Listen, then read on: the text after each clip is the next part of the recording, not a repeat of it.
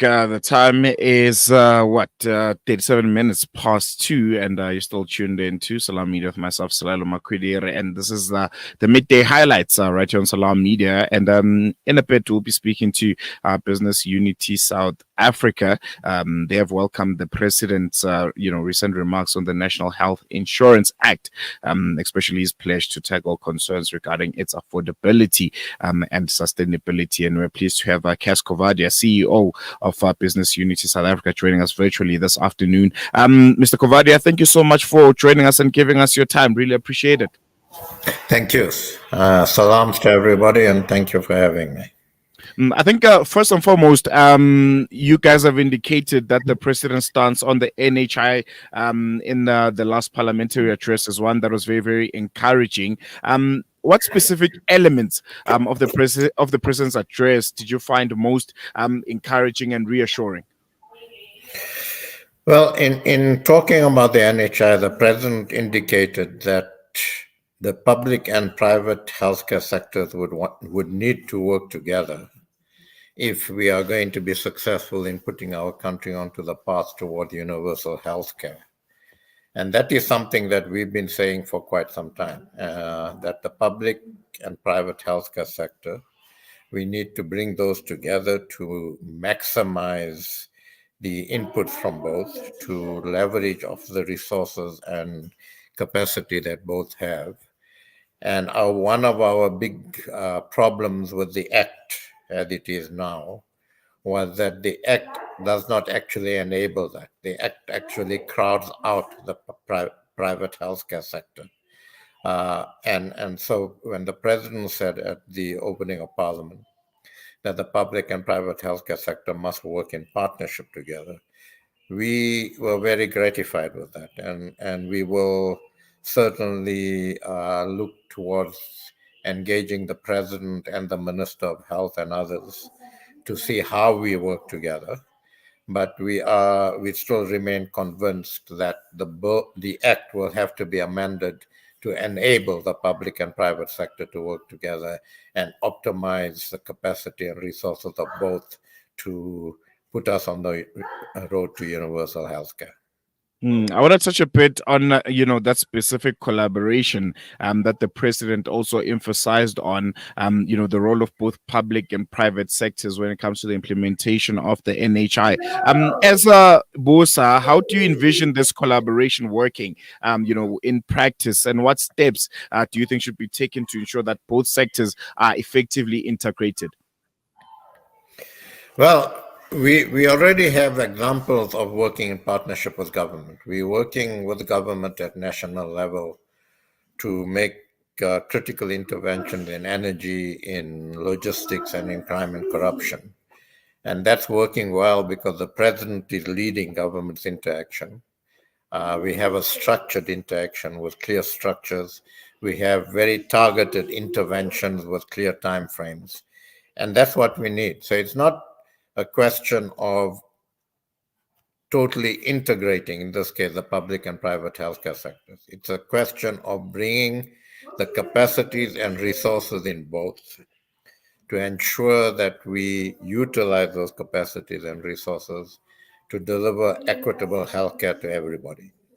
And if we have a structured relationship between the private sector and the public sector, if we identify jointly what the critical interventions are and over what period of time and who does what.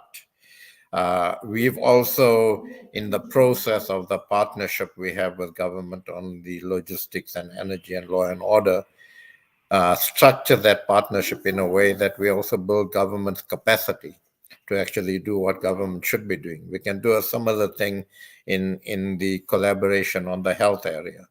So we don't have to reinvent the wheel. We've got good experiences from a partnership that's already working, and it has been working for a year and will continue to work now that the cabinet is in place.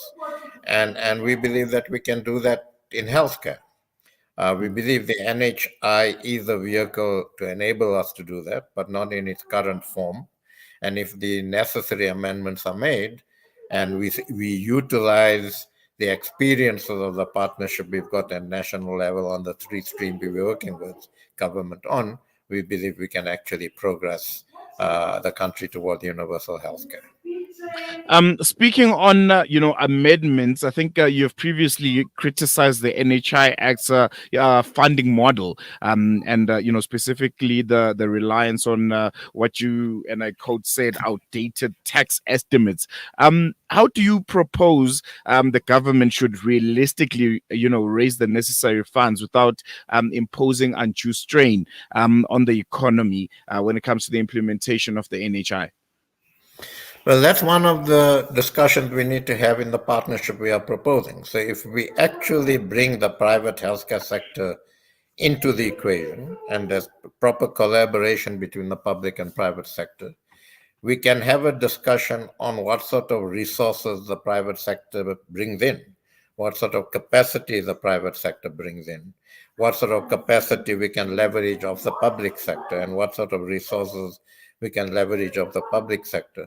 And once we have those discussions, once we have a better understanding of that, we can understand what the gap is and how we fill that gap. And those are discussions that we need to have, because government has up to now provided no detailed information on how they're going to raise the money. The 200 billion rand they talk about are 2010 figures. It's probably 400 billion rand per annum upwards now. We don't believe that can be raised through an increase in taxes in an economy that's not growing.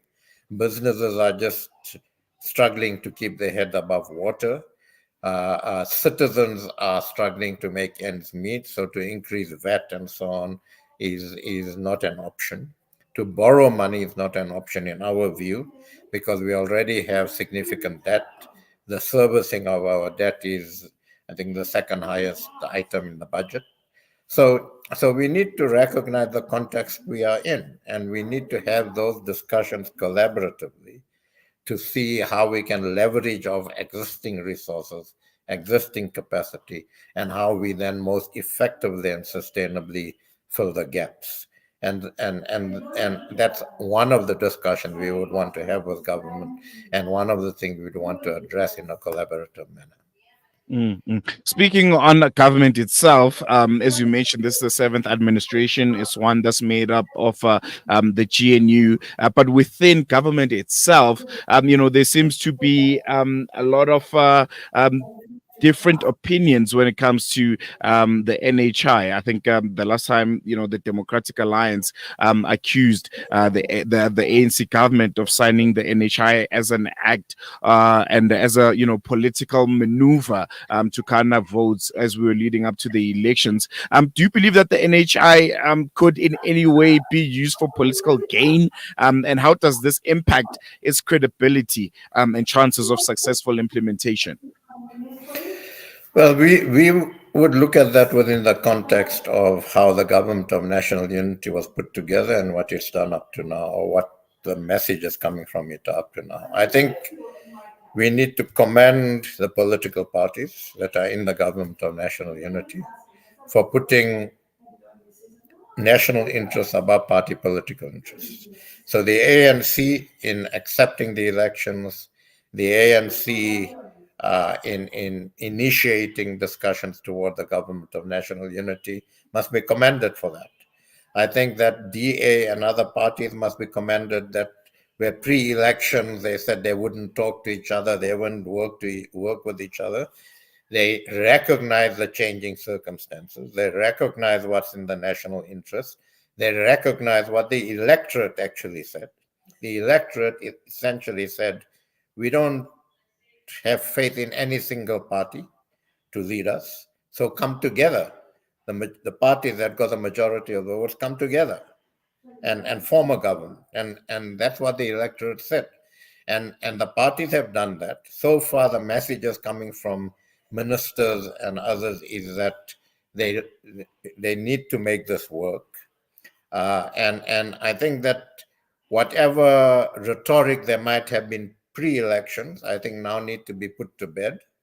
And political parties and the cabinet in particular, under decisive leadership from the president, needs to get together and say, okay, what are the critical issues we need to deal with, the NHI being one of them.